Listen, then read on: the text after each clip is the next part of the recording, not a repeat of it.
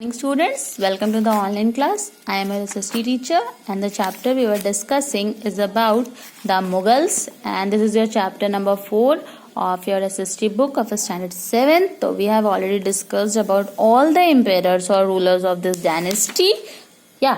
Now so our today's topic is the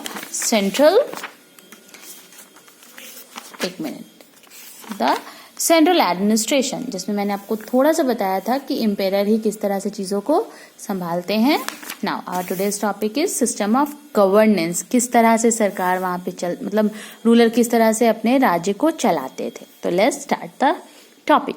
the central administrative machinery was based on the division of power among various departments under the charge of important ministers. The Diwan or Diwan-e-Ala, the head of the revenue department, was responsible for all income and expenditures.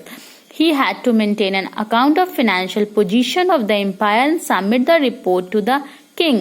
The central revenue department and had several branches there, where a clerk, a secretary, and a superintendent held their respective position.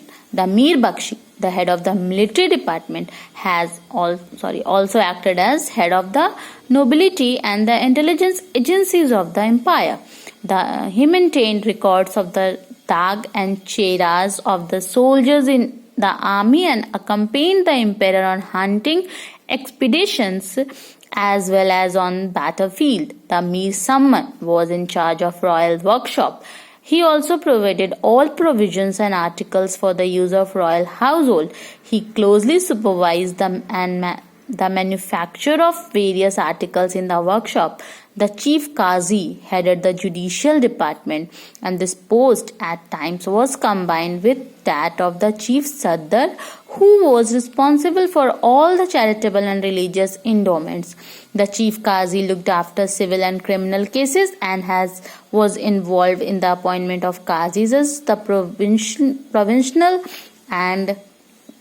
provincial and local levels. The Mir Ald was responsible for excusing the order of the court, while the Mustasib maintained public order and decorum. देखें तो अब क्या था कि पूरे central administration को एक machinery से चलाया जाता था. अलग अलग डिवीजन में अलग अलग पावर बांट दिए गए थे. जैसे दीवाने आला दीवान जो थे वो पूरे रेवेन्यू डिपार्टमेंट को देखते थे, मतलब खर्चा, पैसा, इनकम से रिलेटेड जो भी चीजें हैं वो देखेंगे.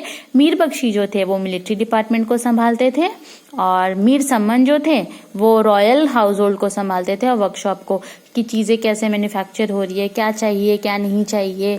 और मीर अल्द जो थे वो रिस्पॉन्सिबल थे कोर्ट और जितने भी पब्लिक ऑर्डर्स होते हैं, डेकोरम्स होते हैं, उनको देखने के लिए. चीफ काजी जो थे वो जुडिशियल डिपार्टमेंट को संभालते थे, यानी कि न्याय से रिलेटेड कोई भी चीजें हो तो उसको वो देखते थे. Now, next है provincial administration. The Mughal Empire was divided into small provinces or subas governed by a subedar, and he looked after the welfare of the people and was responsible for activities such as building wells, rest houses, roads, etc. Military affairs were looked after by Mir Bakshi, while the Diwan headed the account department. The subas were further divided into sarkar or district, which were under the control of Faujdar, who looked after law and order, and the Alamguzar looked after assessment and collection of land revenue, and the Thanedar was responsible for maintaining law and order in empire and providing military supplies. The district or the sarkar was subdivided into paragans,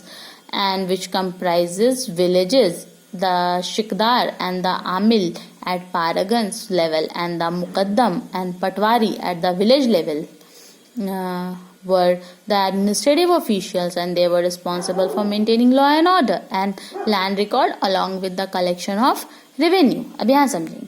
अब क्या था कि पूरे empire को छोटे छोटे part में बांट दिया गया था, जिसको प्रोविंसेस कहते थे. और प्रोविंसेस को कैसे चलाते थे, तो पूरे एम्पायर को स्मॉल स्मॉल प्रोविंसेस में बांट दिए, जिसको सूबा नाम दिया. और सूबा को गवर्न कौन करता था? सूबेदार. वो सारे एक्टिविटीज के लिए रिस्पॉन्सिबल था कि कहाँ पे रोड बनाना है, कहाँ पे रेस्ट हाउस, कहाँ पे कुआं बनवाना है. और मीर बख्शी जो थे वो वो सारे अकाउंट डिपार्टमेंट को देखते थे। ठीक, मिलिट्री डिपार्टमेंट को तो मीर बख्शी देखते थे और अकाउंट डिपार्टमेंट को कौन देखता था? दीवान। तो सूबा को अब क्या किए, फिर छोटे छोटे पार्ट में डिवाइड किए, यानी कि डिस्ट्रिक्ट्स में। जैसे कैसे हमारा कंट्री डिवाइडेड है, कंट्री स्टेट्स में, स्टेट डिस्ट्रिक्ट्स में, डिस्ट्रिक्ट्स फिर छोटे छोटे विलेजेस में, और इस तरह से। तो यहाँ पे क्या है कि उसी तरह से डिस्ट्रिक्ट को नाम दिए सरकार, और सरकार को कौन देखता था? फौजदार। और फौजदार साथ ही साथ लॉ एंड ऑर्डर को भी देखता था। आलम गुजर जो थे वो सारे लैंड रेवेन्यू का कलेक्शन देखते थे, कहाँ से कितना टैक्स आ रहा है, कितना टैक्स किसने पे नहीं किया, ये सारे। थानेदार जो थे वो लॉ एंड ऑर्डर और चीज़ों को देखते थे, क्योंकि हमारे यहाँ अभी भी पुलिस का क्या काम होता है? शांति देखना, लॉ एंड ऑर्डर को मेंटेन करना। द डिस्ट्रिक्ट्स ऑफ सरकार वर सब डिवाइडेड इनटू पारागन्स। फिर ये डिस्ट्रिक्ट और सब जो था वो अलग अलग पारागन्स में डिवाइडेड था, जिसके अंदर विलेजेस आते हैं। और ये फिर पारागन जो थे वो मुकद्दम और पटवारी लेवल पे, विलेज लेवल पे ये लोग देखते थे और सारे एडमिनिस्ट्रेटिव ऑफिशियल्स को संभालते थे, और साथ ही साथ लॉ एंड ऑर्डर को ये मेंटेन करते थे, लैंड को रिकॉर्ड करना, कलेक्शन, रेवेन्यू, ये सब। Our next topic is the mansabdari system, and this is very important topic. We will discuss in another video. तो यहीं तक हम देखते हैं, कल फिर हम नए वीडियो में मनसबदारी सिस्टम बताऊंगी मैं आपको, जिसको अकबर ने लाया था और अकबर ने ही इसे लॉन्च किया। Okay student, thank you.